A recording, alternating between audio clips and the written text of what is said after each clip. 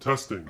Test, Testing, test, 1, test, 2, ba- testing. ba- ba- Hi, ba- testing, test, hi, test, it's ba- me. ba- ba- Hello, ba- testing, test, hi, test, I'm the me. problem. Hi, Hi, it's me. I'm the Hello, problem. hi, Hi, I'm the it's problem. problem. I'm the problem. Hi, I'm the problem. it's problem. Hi, Hi, I'm the hi, problem.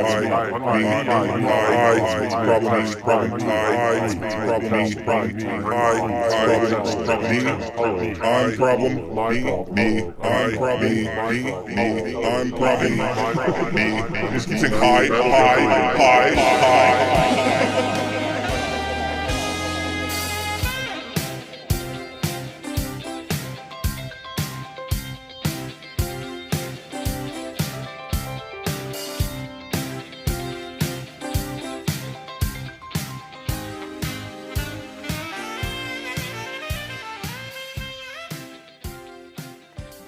So, the Taylor Swift. Okay, so here's the backstory. Okay. Right? I have been a vocal Taylor Swift, I don't get it person. Not necessarily a hater, but I have no idea why she's like the most popular musician, whatever. No idea, right? Other than I have admitted this to all the Swifties who have literally been like, you're a misogynist, fascist piece of shit for saying that I think that Taylor Swift is mid, right? Like it's like, to all those people, I have admitted that I think Shake It Off is a masterpiece. It's a pop masterpiece. It's a bop. It slaps, etc. Slang words that the children Although use. it is kind of overplayed at this Well, point. of course it is. But yeah, but it was because I overplayed didn't for a reason. Because I didn't ever listen to the radio during any of this period of time. Like I got a thing that was like, I got a compilation that was just like songs that were nominated for Grammys, like for like one or two, like CDs that were like, you know, the hit songs that were they won a bunch of Grammys, and that was one of them on one of the CDs. Uh-huh. And I was like, I like this, right? That was my exposure to it completely, though. I didn't hear it a million times when it came out, right? That's going to be a theme. That all this shit that I talk about liking or not liking, if it was popular, I didn't hear it at the time. Okay. Right? I even missed like Not Like Us and shit. Like you know, the Kendrick Drake beef, all that stuff. I missed that stuff in real time. I got to it like 2 or 3 weeks later. That's just how it works with me. I don't ever know what's going on in real time, ever. Right. So, because of a couple of Swifties that gave me real answers to the question that I was asking them, which is like, why do you like this more than other things? Mm-hmm. Right? The one answer that I got that was like just baffling to me was like, it's like you listen to her lyrics and you feel like you know her, right? It's like we know her, right? And in my head, I'm like, what? Like she's not some super wordy like confessional, you know, she's not Fiona Apple, right? What the fuck? What are you talking about? Yeah. Right? But then I, at random, listened to the Taylor Swift album, I think 2018 Taylor Swift album, Midnights. And I have like 3 things to say about it. I also listened to it because you told me to. Yes. So, but you go ahead, yes. The first track, Lavender Haze, is great. It's my favorite of her songs. It's the one I like the most by light years. Mm. It's also the one that's a little bit culture vulture-y and kind of sounds black a lot. Yeah. Although I feel like we're kind of past that, you know, like sure. Justin Timberlake was making songs that kind of sound black like 20 years ago. Well, right, but he was making them with black people. Well, yeah, but who's to say there wasn't a black person helping? I mean, sure, fine. That's fine. Yeah, the Taylor Swift is racist argument, I don't have any interest in having that. Yeah.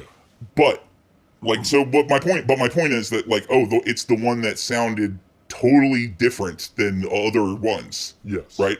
That's the favorite one. That's my favorite one. Okay. Right? And the thing that I realized from that song and the other song that is that the third track, Anti-Hero, those are the two tracks that stuck with me, and the middle one, Maroon, stuck with me because it's got maybe the stupidest chorus line I've heard ever. Yeah, so actually I agree with you. So my take on this album is that it is the epitome of writing a song and a half and then rushing into the studio and just being like, I'm just gonna poop an album out because I need to release this song and I need it to be part of an album. And so I think she wrote Anti-Hero and maybe the idea, the sort of beginnings of the first song, and went into the studio, and that's what came out, is basically those two songs being complete songs and then a bunch of other shit. Decent, and the rest of it is just fucking just trash. Like, it's just throwaway bullshit. Yes. Like, I don't know how you can listen to like track 2 or track 4 or 5 or 6 or whatever and remember anything from it the next day. The only thing, just okay, right, fucking nothing going on. So after track 4, which is the one that I made it to when I tried to listen to the album the first time, right? After track 4, it all blends into Pablum, and the most washed out, like not there at all music part that I've ever heard anything make. Like, Right. it's like it's Taylor Swift's voice and then the thought of a sort of maybe an instrument or two vaguely. Right. Yeah. And that's insane to me that anybody would listen to that and be like, whatever, I like this a lot, or what, like that whole, the rest of the album, the whole thing, right? It makes me think that if there's a Taylor Swift greatest hits record, that would be the one to get, right? If you were gonna, as a mild, whatever, as somebody who recognizes that she's good at something, right? That would be it. It would be, you get the greatest hits record, and then you pray to God that all the songs that are good are on it, and that not a lot of the stupider ones are on it. Right. Because I feel like she's still operating in that kind of 80s, 90s, early 2000s kind of like vibe where you have like a couple hits on the album and the rest of it's just kind of filler. Yeah. And that way you don't have to work super hard every time you put an album out. But those two songs do all the heavy lifting. Well, right. And then all of your shows are the hits, right, plus the 2 new hits. Right. And so, it works for her. And I think the big part of it is that the large majority of her fan base are people who really don't even like music that much. Right. They like her. She has somehow tapped into the ability to like get through to their like emotional connection to music, because it's like barely there at all, and it's like her just being like just kind of like inoffensive, not it's like, pleasant kind of background music type of thing. But like, it's like that's the thing they like, and they relate to the lyrics, which again, like you were saying, it's like there's not a whole lot there. Like, well, especially especially the hits, right? And so this is what I have to say about her as a person after listening to this, right? Because at first I thought, oh, this was the album like that came out after like the backlash to the what is this?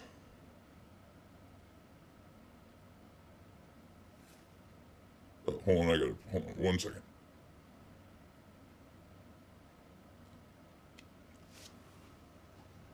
Okay, I gotta work a bunch of Mondays, so different call times. Anyway, so from the 2 songs that I liked, it's like there's a hook And from Shake It Off was like this too.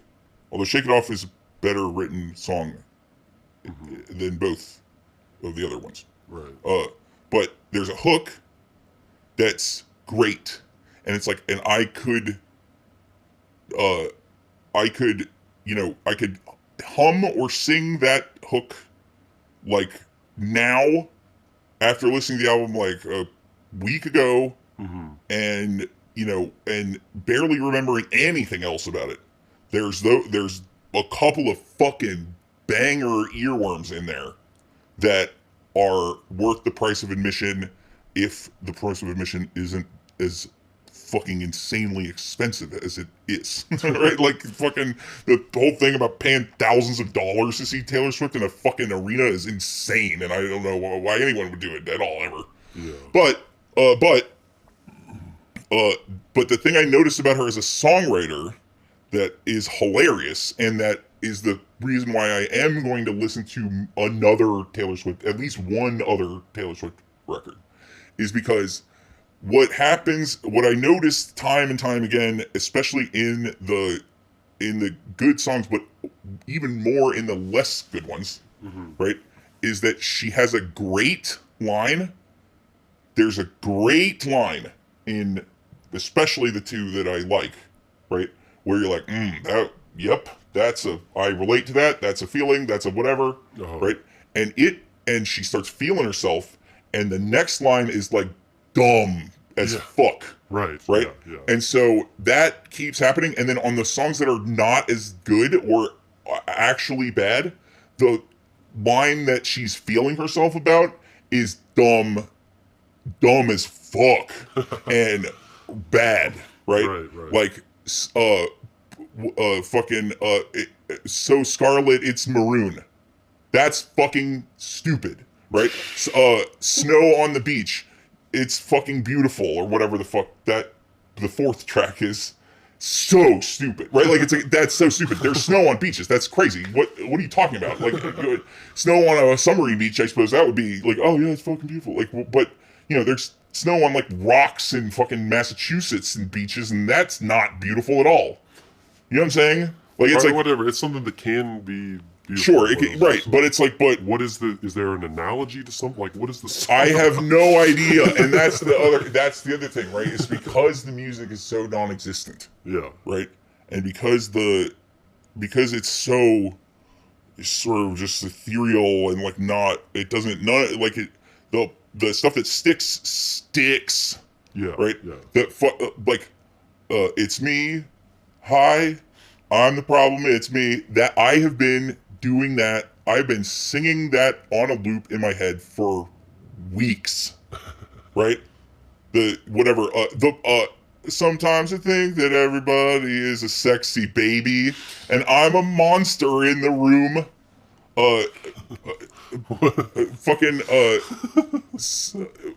Like, it's like that song. The thing I like about that song, and the thing that's insane about that song, and the thing that's kind of stupid about that song, all at the same time. Like, it's the reason why it's the third favorite, right, out of three, right, is because it's, on one hand, it's insane and like audacious, right? She's calling her shot. She's literally saying, "I'm a monster. I'm gonna I'm gonna come under the guise." As a narcissist, I'm going to come under the guise of philanthropy and crush your city. That's a fucking, like, part of the song, right? Like, it's not, those aren't the exact words, but that's almost the exact words, right? That's ballsy. I like it, right?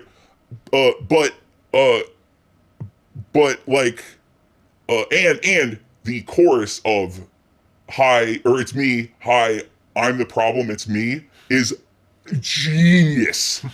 That's genius, especially if it's an ode to narcissism. Yeah. Right. That's genius. Right. And then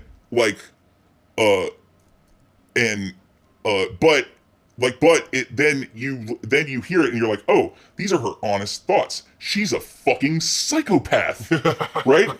God damn. And then I thought, this is where it hit me. This is where the country hip hop crossover thing that I hate so much, right?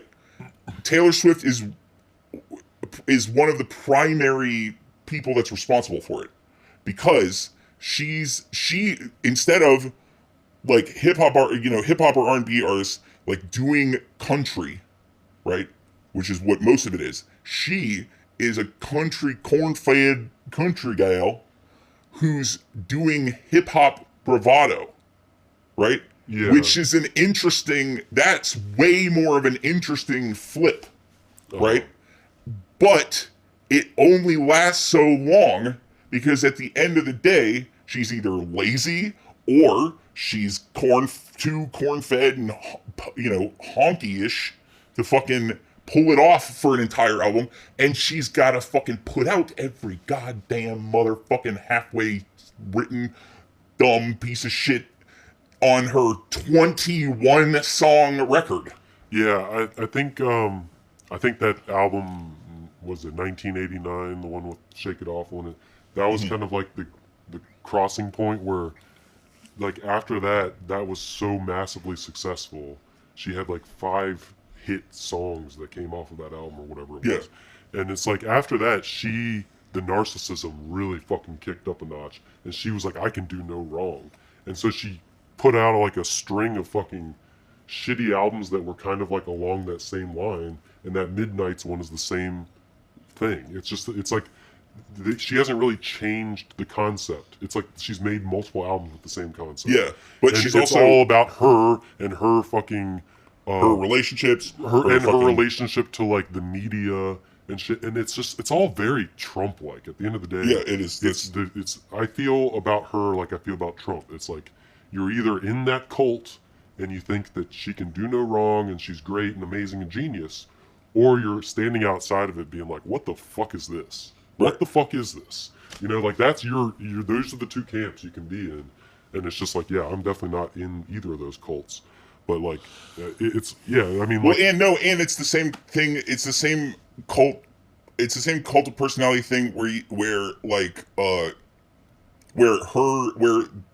whatever the song Antihero or whatever the other one I just said, whatever the first track, like is to Taylor Swift haters like not being able to admit that like trying to normalize relations with North Korea was a good idea. You know what I'm saying? Like it's like that's the best thing that Trump did in his presidency. I can say that for certain because he went and fucking tried to do not nuke stuff with North Korea. Great, right?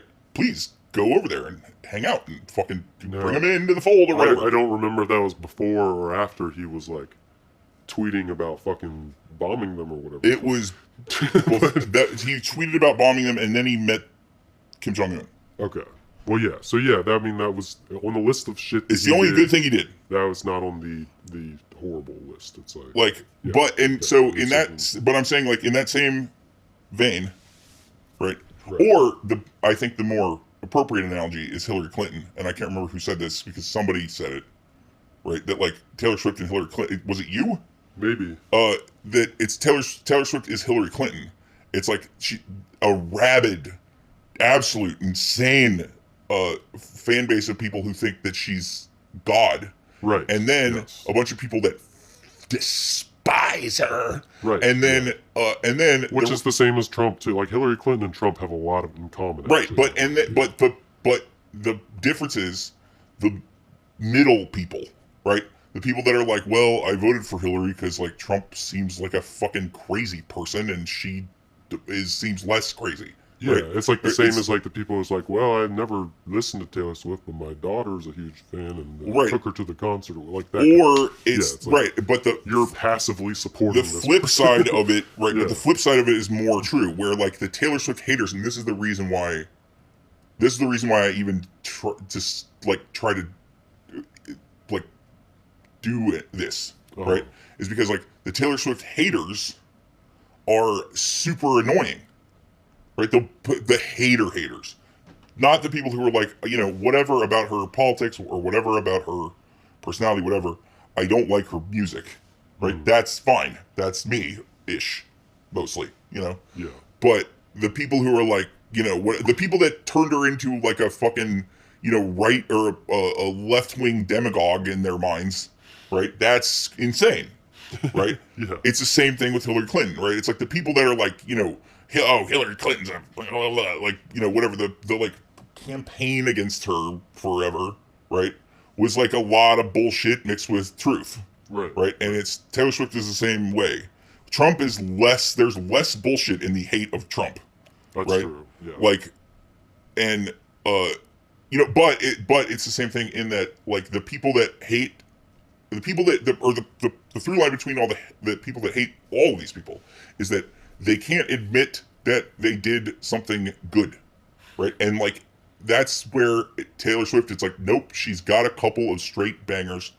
She has it in her somewhere, right?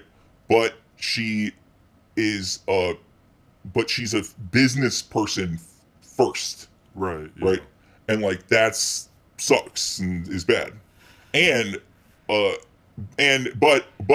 kudos for having the balls to fucking make the third track on one of your records just be your fucking like your Gordon Gekko fucking mission statement to destroy the world and become the ruler. Right, like that. It's like, sure, fine. I thought it was cool when Jay-Z did it too. You know what I'm saying? In 2001 or whatever, yeah. Right? Like, and so anyway, so that's it. It's like, so now the next part of the journey is whenever the fuck I give enough of a shit to try to listen to another one of her records that's supposed to be good and that's supposed to be better than that one. Right, because there's a couple of her other records that are supposed to be better. The only ones that I think that I've actually listened to, like the majority of at some point or another, was 1989, and the other one I think is called just Lover, maybe, or it's got the song Lover on it. Maybe it's something else. Lover. Nope, don't know what you're talking about. That one came out like 2 or 3 years ago, and it's got more of like an indie pop feel to it than it's less. Cool, fine. It's less like dancey pop and more like, acoustic guitar with a, quiet drum kind of indie pop kind of shit vibe. Yeah, right. It's like, so I remember this feeling the same way. It's like, oh yeah, this one song, I think the song Lover, the name of the song is Lover, yeah. is not bad. It's kind of a tongue-in-cheek kind of thing, but it's pretty well written. But the rest of the album is just completely forgettable. Right. It's just like in one ear, out the other, gone. I don't fucking remember it at all. But 1989 is the one with all the radio hits. Right. Like, so you've probably heard half of that record just peripherally already. Right. There's a song, the song of hers that I know that I don't like. Right. I think it's called Blank Page. Blank Space. Whatever. Yes. Yes. That song is annoying.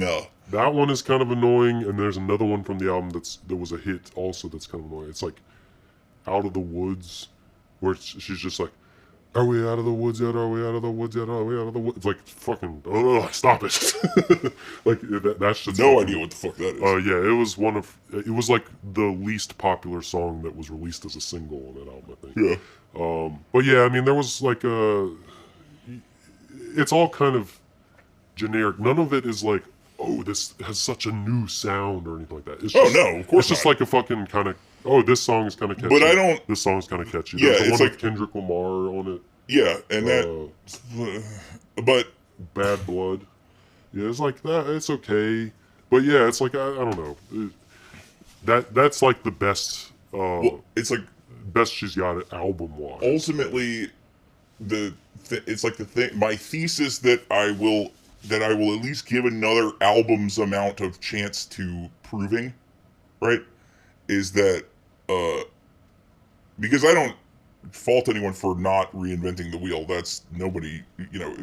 Very few people reinvent the wheel, right? Right. Fair enough. So like, that's fine. But the other problem that I have is that like there's only one genre of music that I fucking hate. That I hate with my whole heart, and it's modern country music. It's like country music that was made from like the late 80s, the mid 80s to the now time, right? all sucks shit. All of it is awful, and I hate it all equally, right? Like, and no amount of like, oh, this song's good. Nope.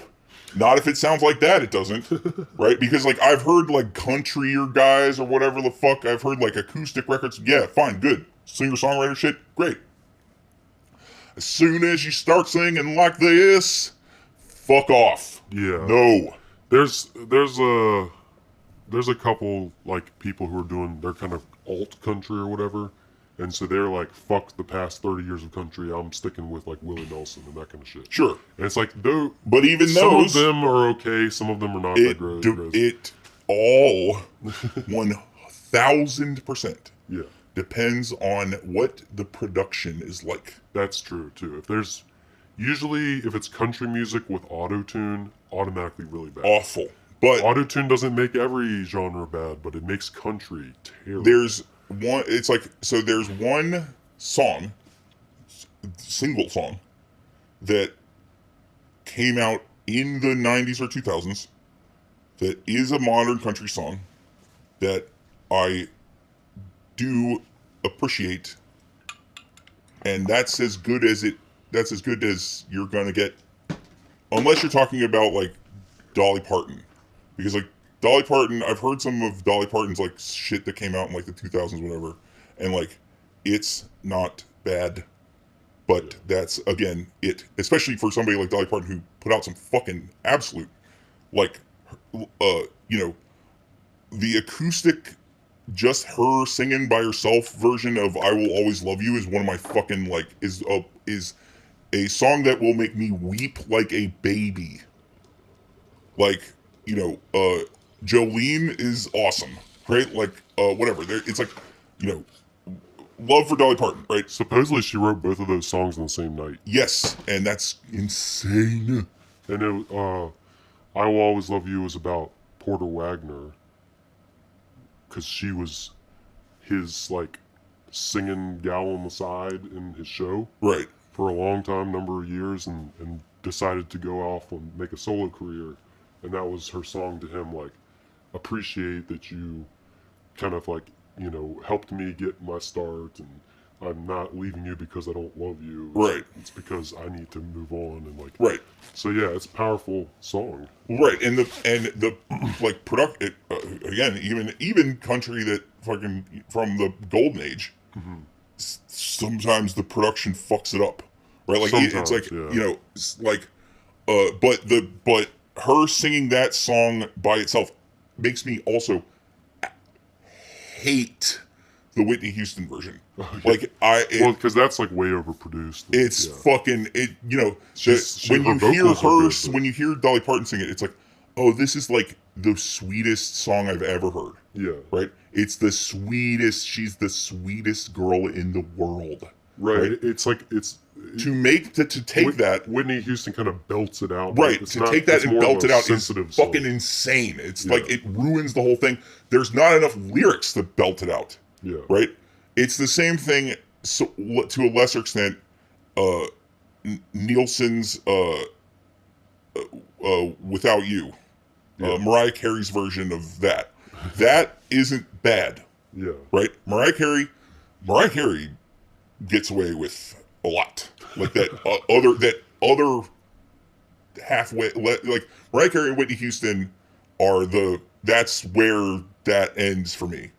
It's like, and even then, it's like, I like it. Okay, I'm not gonna like turn it off if it's on the radio, but I don't fucking have any of their records or anything like that. I'm a white guy that was, that grew up on fucking Limp Bizkit and shit. I did at one point try to listen to a Mariah Carey's best record, and the thing about her records is she has all of her, for the most part, most of her singles are like dancey pop fun songs. Yes. The records are filled with ballads. Sad shit, yes. Sad 90s overproduced ballads. That's the same thing that it's like, nope, don't want to listen to any of this. Sorry. Like, I because get it, but I don't get it. Because of the Free Britney movement. Yeah. I listened to Baby One More Time, the record, right? And I listened to the whole record. And it's insane. It's insane that there's that like something that's just fucking like, punchy and fucking, dancey and stuff is on the same record with a ballad, a ballad Yeah. called like Email My Heart. Yeah. Right? No, like it's fucking bananas. And there's a reggaeton song on it somewhere. That was the 90s. It was a weird time. Crazy. It was a weird ass time for music, honestly. But Some that's really another cool shit. that's another record that has like 4 good tracks on it, right? Like this whole like pop music, getting into pop music at a late age is a very interesting phenomenon because it's like recontextualizing all this stuff that I just heard in my fucking ringing around in my head forever, right? Yeah. Intentionally listening to it is different, right? And anyway, and that leads me to the other namesake of this potential episode, which is Metallica's Ride the Lightning. Yes. Now, to backstory about my relationship with Metallica. Metallica's first record, Kill 'Em All, rules. Great stuff. Love it. Okay? And I put on Ride the Lightning and I think Master of Puppets back in the day. Both of those. Because it was like, those are the 2 Metallica records. Because I grew up on fucking dog shit Metallica.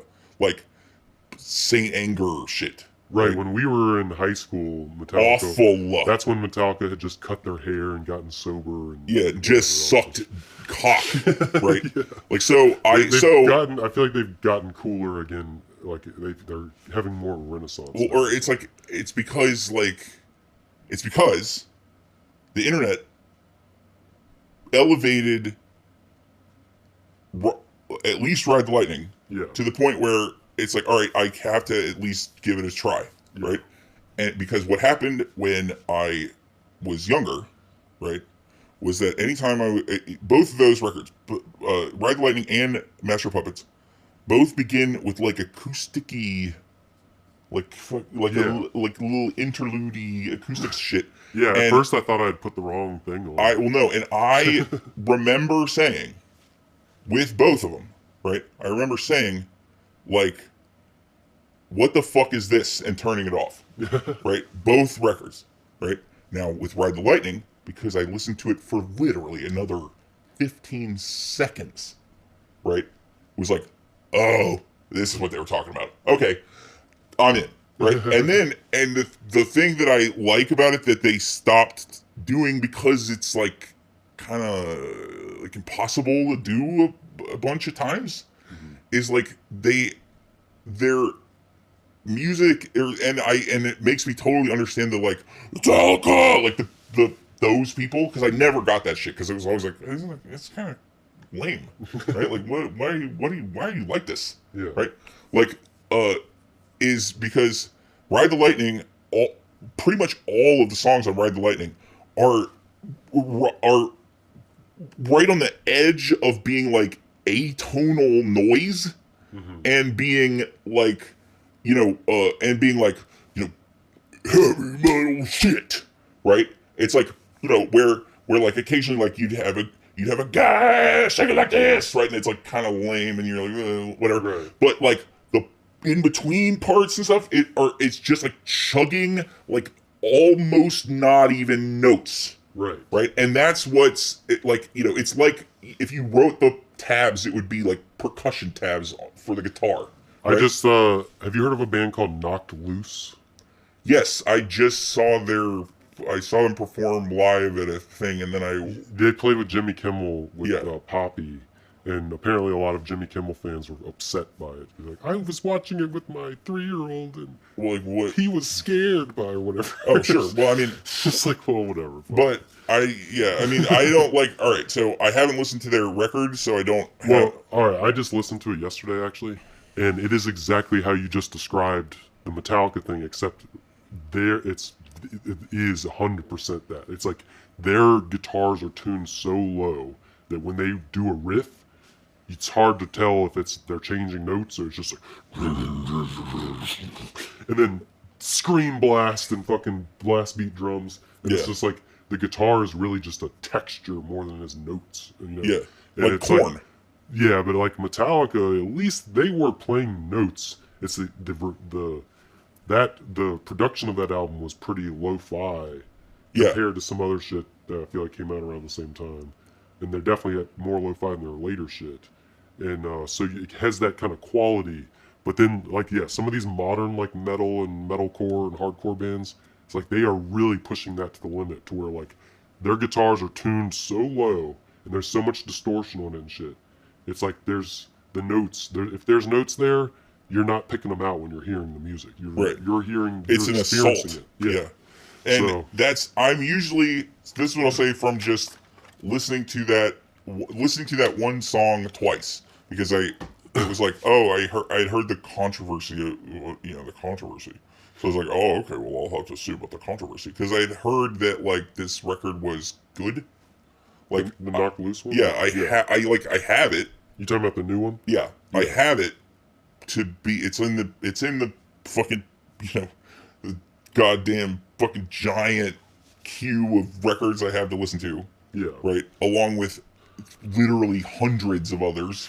So like whatever, it's in there somewhere. Right. Well, definitely listen to that one when you're needing like a gritting your teeth, angry style. Like, well, sure, but this was the thing that I was so that the song they did on Kimmel, and then listening, and then because like the next thing in the YouTube recommendations was the music video for the song. So I was like, oh, okay, cool. That way I can hear this is what it sounds like live, and then it's like this is what so because I figured that like okay, so the studio has to fucking back off these vocals kind of a lot, hopefully, right? Like that was the thing that this Kimmel thing, it was like, I don't know what the fuck this dude is saying, but his voice is annoying. I find his voice very annoying. That is the thing about a lot of the metalcore shit. Like it's like when you listen to like the Converge record Jane Doe or whatever. Yeah. Like the vocal sounds like so intense and just like fucking. It's like crazy, like almost like scary. But when you see a live performance of them, the way it's captured in live, it just sounds like someone just like like they're really just like you don't hear the same thing. Well, you're right. It's the mixing. It sounds like really weak and shitty. Yes, usually it's compared. just the mixing. It's the mixing. Right. And how the fuck people at mixing boards at shows don't get that if the band is loud, then the vocals have to be inside the loudness. Yeah, you're never gonna get them to like stand out on top. Well, no, it's like you don't want them to stand out on top. Good, yeah. It's gonna be bad if you do that. Yeah. So don't do that. Right? Like it's like mix every live metal show like it's a My Bloody Valentine record. Right? Yeah. Like the guitars have to be loud as fuck, and everything else you gotta kick it down a notch. Well, especially the vocals. Right. Especially the vocals. Right. Everything else can be very loud, but the vocals have to be part of the texture. It's why Lightning Bolt is the best, like what quote unquote metal thing. It's why they're like one of, if I made a list of like top 10 favorite bands, they'd be on it as the metal one. Yeah. Right? And it's because that's a guy who's got a fucking thing in his fucking teeth, right? Screaming at the top of his lungs. You can barely hear him, right? And he's beating the fuck out of, it's like, that's like what I want from metal, right? Yeah. It's like, I want it to be chaos, right? And that's like and so anyway, but anyway, get it. So Metallica, right? Yes. Like, Ride the Lightning. The thing about it that I didn't get before that I do now, right, is that atonal chugging, like, fucking, like, the lo-fi quality of it, the whatever, right, was there, right?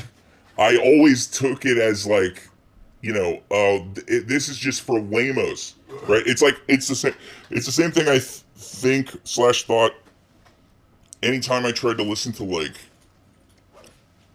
God, there's so many of these bands, like Iron Maiden or Judas Priest or Megadeth Slayer. Slayer. Another recent listen, actually. I recently listened to Rain and Blood, and while I found the vocals funny, Yeah. and that's a big reason why I liked it, is because the vocals are hilarious. It's like, oh, okay, I see why, because I saw Slayer live on like David Letterman or some shit once, Oh, yeah. and it was like, oh, yeah, I get it, right? Like it's like this, yeah, it's like that's what, right? Like that's where it comes from, because it's fucking just, it's loud as fuck, chaos, guidance for those guys like this, you know what I mean? Like that, it's Yeah. like, you know, but it's mixed correctly live where it's not on the record, Right. right? Yeah. And I thought that that's how Metallica did it. That's Right? just It's like, kind of the opposite of the knock loose thing, where it's like it sounds like shit live. but Yeah. then actually, the record has a very it's interesting, because usually something that's that produced in the metal world I probably wouldn't like that much. right. But it's produced well. Like it has those moments of just absolute silence that you only hear in like modern shit. But they do it well to a point where it's like dynamic. Right. But yeah, I think that's one thing about Ride the Lightning I will say about the vocal sound on that album, is it's better.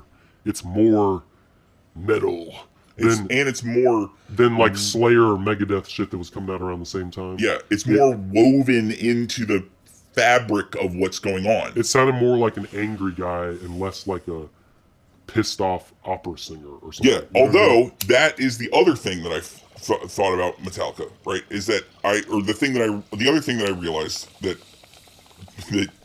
I would have totally forgotten about had you not just said that, is that it's like, oh, they're not like their stuff, their early stuff, because I think Ride the Lightning is their second record, Second or third, I think, and mid 80s. yeah, because no, it's Master of Puppets was next. I think it's like it's that run of Kill 'Em All, Ride the Lightning, and Master of Puppets was like boom, boom, boom, and the thing I thought was, oh, this is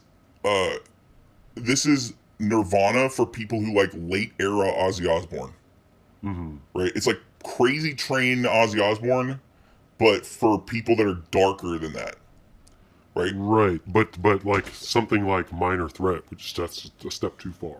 Right. That's just that's not even music, but like Metallica is music, but it's cutting and edgy or whatever. Well, yeah, it's like, where do you draw the line of like? Well, it's also how, like sloppy and pure emotional anger do you want? You know? Right, or how sad do you want it to be? And the thing that surprised me about Ride the Lightning, the reason why I like it now, whereas other Metallica stuff, like even the stuff I like, I wouldn't really listen. Like it's like I probably heard Kill 'Em All twice. Yeah. Like the thing that would keep me coming back to Ride the Lightning is that it's as much as it's metal, it's sad, right? It's it's like where Kurt Cobain is like, everything sucks, I want to kill myself, right? Metallica is like, the world is dying, and and we're all fucked. Yeah, and we're all still here. Right, and we're stuck here. Yeah, right. Yeah. Like, and it's not like it's not it's less defeated as it is just like lamenting. I guess like lyrically, Smashing Pumpkins would maybe kind of fit in that same category. It's like less depressed and more just kind of pissed off. Well, yeah, or the depression has an edge to it that's not, where like the sad stuff doesn't sound sad, it just is. Right. Yeah. Nirvana sounds sad and is sad. Yes. Right. And Smashing Pumpkins is another band that I should recontextualize and try to listen to, because I've never really, like, I like Smashing Pumpkins are another one of those bands where I like some of their songs, and I fucking don't get at all why people like some of their other songs. Yeah. You know? Well, I got their greatest hits CD in high school, Yeah. and that kind of sold me on them because it was all their best songs on like it was really well put together greatest hits CD. It's like the best 2 or 3 songs from like their first album that most people haven't heard. Then like the best 3 or 4 songs from Siamese Dream, the hits from Melancholy, and then a couple songs that are good after Melancholy, and then that's it, because after that they started sucking. So it's like if you like listen to that greatest hits CD, you'll get all the best from those first 4 or 5 albums. Yeah, although the hits from Melancholy are the songs that I don't understand why anybody likes. Like which one? 1979 like I hate it. Oh, see, I like that song. I think that's a fucking- well-written song. It's like Ugh. it brings me nostalgic feelings and stuff. Yeah, and that's the other. Tonight's the night. Another don't get it. Those 2 songs, like they just bring me back to high school. I don't know, like it's Yeah, no, and see, I get that, Yeah. and I feel like that the thing that, that was the reason why I wanted to talk about Metallica, right? Okay. Is because I think that it's like, there's a phenomenon of like things that I, as a hipster contrarian, things that I just dismissed out of hand, like when I was like a teenager or like in my 20s, yeah. right? That like, where like with film or TV or, you know, most other things, right? I'm like, nope, I was right about that. That's the end. Goodbye. Right? Like, it's like, I don't, you know, whatever. I think that Star Wars is for kids. I think that Forrest Gump is stupid. I think, you know, it's like I have a number of those ones that are kind of more commonplace now, right? But like with music, it's like, it was like, oh, I get it now, right? Like, and with Metallica, most especially because it's like, oh, I see why people got like emotionally attached to this. Yeah, I think that's the thing. When you're a teenager or even in your 20s, you're not always appreciating the adult concepts in some of this stuff. Yeah. Is one thing. Like, there's definitely a lot of music that I listen to now in my mid-30s that I would never have liked when I was a teenager, and it's obvious why. Right. Because it's not music for teenagers. Like it's well-made music that is tuned to a frequency that you have to be like over 30 to like it. Well, sure, or and over 25 at least. I think that's what like, that's what's so like Fleetwood Mac is a good example. Oh, dude, I hated Fleetwood Mac. I never could not understand why anyone liked any of their shit. And then at one point I was like 28 or 29, and I heard one of those songs from Rumors, and I was just like, God damn, this song is just hitting different. All of a sudden, like, I'm like, I fucking feeling this shit. Well, yeah, it's not like I'm a huge fan of them now, but I do get it way more than I did when I was 18, I 20 or whatever. am a huge, like, Rumors is one of my favorite albums now, and I know exactly why, right? And it's because, and it's the thing I'm saying about all this stuff, right? It's because, like, I heard the songs from that album that I heard totally devoid of context, totally like separate from like the overall vibe. Right. You just heard one song kind of in between a Led Zeppelin. Don't Stop Thinking About Tomorrow. Don't Stop Thinking About Tomorrow. Maybe of all the songs that have ever been written ever, right?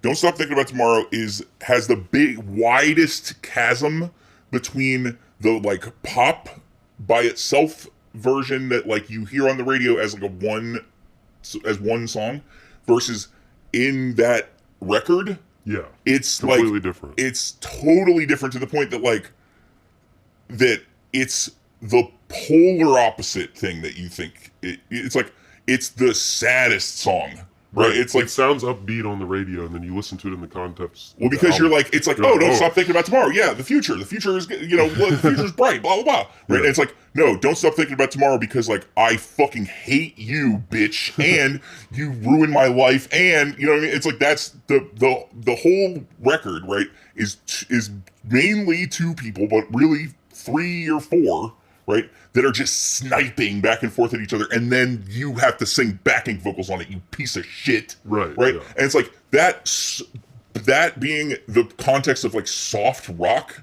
is insane, and it's awesome. Right? Like, it's like you hear when you start hearing it, you hear the fucking anger in it. Right. Right? And, like, that's amazing. Right?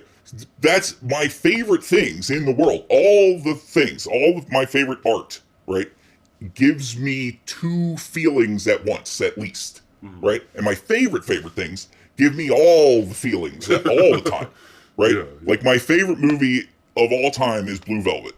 That's my favorite, and that's one of the only times where it's like, there's only one answer to that question, right? And that's the answer. Right, like where I don't flip flop about whatever. Oh, I like this movie a whole lot, but I think that I think this one actually might be my favorite now. Whatever, I do that with everything else, right? Except for Blue Velvet is my favorite movie of all time because it's all the things. It's incredibly suspenseful. It's fucking hilarious. It's the most terrifying movie I've ever seen, and it's fucking and it's deep. Yeah. It's like fucking you find something new to pull out of it every time you watch it. Yeah, like, and now that I've seen it probably 30 times, right? I just howl with laughter, right? Because because that's what ends up happening. My favorite things are they're things that scared me or freaked me out or or made me feel a certain way, and then I watched them again and I thought they were hilarious. Yeah, that's my favorite shit, right? Funny things that aren't supposed to be funny. Or things that aren't funny that are slyly funny. Yeah. Right? No, I get that. But yeah, the Ride Lightning album, overall, I get why it's, I can see a lot of influence has been taken from it. So much. From those 3 albums that, that run the early Metallica stuff. It's kind of defined like, okay, this is how you do this. Yeah. And everyone else was like, oh, okay, we can do it that way. Cool. And it was like basically every kid with a black guitar with humbuckers in it was just like, how do I play? Like a half Marshall half stack. Yeah, or whatever they have. Whatever little shitty 10-watt amp they have. They turned that shit all the way up and played fucking, Master of Puppets or whatever the riff they could learn is, Right. Some of them are probably too hard to learn, but fucking Enter Sandman is not that hard. Right. Well, that's the thing with all the bands I like the most, right? Like if I were to make a list of my favorite bands, yeah, right? There's 2 categories. One of them is the people who did the thing that got copied a million times, but they were the originators of the thing and they did it the best. You should have stopped with them. Yeah. Right? But, it's like the Nirvana being one of the biggest ones. Nirvana, the Smiths, I feel like is the Smiths and the Cure are the 2 that I think of the most when I think about this. Because, oh my God, especially the Smiths. Like the amount of Smiths imitators that just suck ass. So bad. Especially in like the early 2010s, I feel like that was like, oh God, you had any of that shit. Like soft indie rock band with some asshole singer. Like that's the fucking formula. Yeah, and it's like the asshole isn't even right. Like the thing about the Smiths that's good. Yeah. Right? The thing that makes them better than the other bands that are like them isn't just that the band is tighter, which they are. Right. Yeah, really tight, but it's good at writing like chord. Yeah, crazy weird shit chord progression. Like, but it's also that Morrissey can amble around the song like singing wise. Yeah. But they're the best lyrics ever. Right? Like that's it's like that's why you put up with him. He's like the Frank Sinatra of like indie rock. He's the like Irving Berlin of indie rock. Yeah. He's the fucking, whatever, that guy that, whatever, one of those guys that wrote like White Christmas or some shit like that, right? Like it's stuff that's like, where you're like, oh yeah, that's a song that is forever and always, right? It's like, How Soon Is Now, or like, There's a light that... there's like anything from Meat Is Murder or The Queen Is Dead. Those two whole albums have been copied so blatantly and so poorly. Yeah. Right? When the trick is, it's a lot like Fleetwood Mac. It's like the trick is that Morrissey fucking hates them and they hate him, and so he's fucking with them, and they're like, it's like they have to admit that it's good at least, right? And so that's what comes out. Like when the song "Some Girls Are Bigger Than Yes. Others." Like it's like probably the best shit that like Johnny Marr came up with. Is like it's like a really good poppy guitar riff, and like it's like that could have been a fucking monumental hit, and then he turns it into this goofy song, and it's like that's exactly, and it's one of the best songs ever. Yeah. It's like it was, he like crashed the ability for it to be like a radio hit, but in the same step turned it into like this like forever. It's a song that will live on forever, and because it's fucking hilarious. And it's like it's preceded by like one of the most romantic songs that's also hilarious. Right? Like it's like that's the thing about Morrissey that where he rules and there's no one even close, right? Is when he's funny and like ripping at your heartstrings at the exact same time. Right? Because that when it's funny, it makes it sadder almost. Right? Except that Morrissey's a fucking asshole. So that makes it funny again, and then you stop thinking about the other than whatever. Oh, what's that? What's the fucking There's one Smith song that was like the song that like I listened to when I was fucking like when I would there was one breakup Smith song that was like so fucking perfect for like when I was the saddest. Right? Oh, mother, I can feel the soil falling over my head. Oh yeah, the kind of like 50s doo-woppy kind of song. Yeah. I mean, there's some great shit on there. On those two records, definitely. But you're right. They're one of those bands that's like they were like a very unique thing that spawned a bunch of just mindless bullshit. Like the people inspired by them. Yeah. There's definitely been good artists that have been inspired by the Smiths, but there's been a shit ton of terrible. It's like, those people were inspired by the Smiths for the reasons that the Smiths are good, right? It's like they're ironic.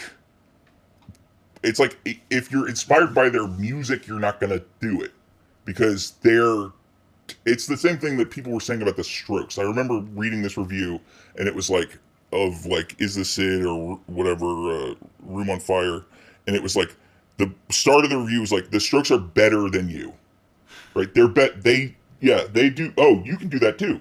Have two guitarists and a singer and a fucking bass player and a drummer. Go ahead and try it. They're going to be better. They're better than you. They're better than you at this. Because they're fucking filthy rich. They have nothing to do. They practice all the time. That's just what they do. And you can't do it. Right? And it's like, that's true. It's the same thing of whatever Felix Biederman said about podcasting. Right? It's like, it's the easiest thing in the world, but only certain people are good at doing it. Right? And it's like, that's how I feel about it. And the thing with The Cure, Pump The Cure, is like The Cure, their first 1 or 2 or 3 records are like some of the best like post-punk, like just fucking raw ass 3 guys and fucking a singer shit that you'll ever hear in your life. They give, it's like, and the whatever, the sadness and the good guitar playing and the catchiness rivals Nirvana in every way. Yeah. It's like, but they're remembered for their synthy, fucking their big giant productions. And it's like, no, that fucking early stuff is fucking the best shit in the world.